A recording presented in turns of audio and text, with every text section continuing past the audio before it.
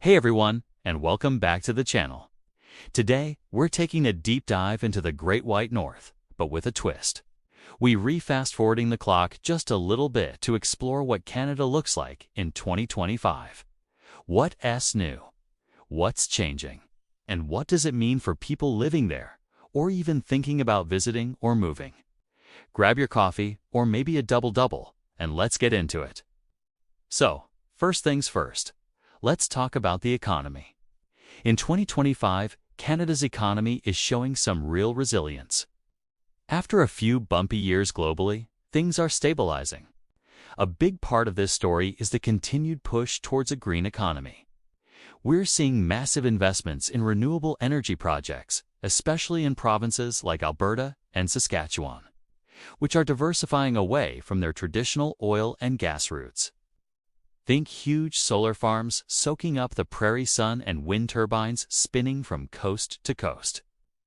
This isn't just talk anymore. It's creating real, tangible jobs in fields like clean tech engineering, sustainable resource management, and green construction. Another major economic driver is, you guessed it, the tech sector. The Toronto-Waterloo corridor is buzzing, often called Silicon Valley North for good reason. But it's not just Ontario. Cities like Vancouver, Montreal, and even Halifax are becoming major tech hubs. Artificial intelligence, fintech, and biotech are the big three.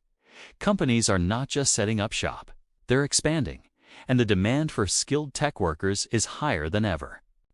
This boom is also fueling a vibrant startup culture, with incubators and venture capital funding helping new ideas get off the ground.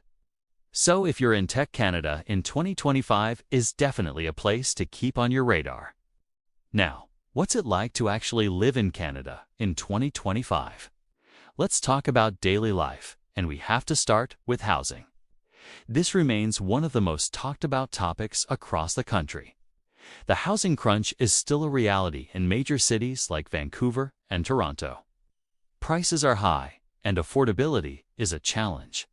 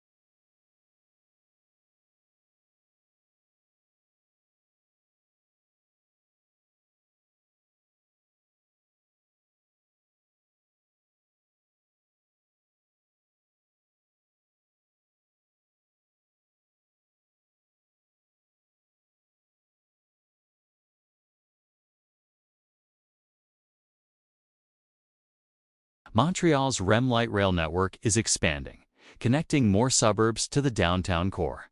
And out west, Vancouver continues to build on its already excellent SkyTrain system. Electric vehicles are also way more common.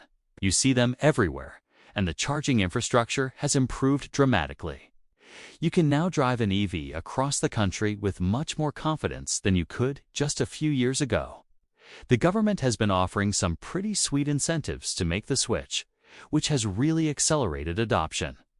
This push for greener transport is all part of Canada's broader climate goals, and you can feel that shift in the cities. What about the people? Canada's identity has always been tied to its multiculturalism, and in 2025, this is more true than ever. The country continues to welcome a high number of immigrants, who are crucial for filling labor shortages and driving economic growth. The express entry system and provincial nominee programs are the main pathways, and they've been refined to better match skilled newcomers with the jobs that are in demand. This continuous flow of new people enriches Canadian society in countless ways. Walk through any major city and you'll hear dozens of languages and find food from every corner of the globe. Festivals celebrating different cultures are back in full swing. This diversity is a huge source of strength, but it's not without its challenges. There's an ongoing conversation about ensuring that services like healthcare, education, and settlement support can keep up with the growing population and that everyone feels truly included. On the subject of social progress, the journey of truth and reconciliation with Indigenous peoples continues to be a central and vital national conversation. In 2025, there is a greater awareness among the known Indigenous population about the history of residential schools and the ongoing impacts of colonialism. We're seeing more land acknowledgements, more Indigenous history being taught in schools, and more support for Indigenous-led businesses and cultural projects. It's a long and complex road, and there is so much work still to be done. But the commitment to moving forward in a better way is a significant part of the national consciousness. Let's talk about healthcare.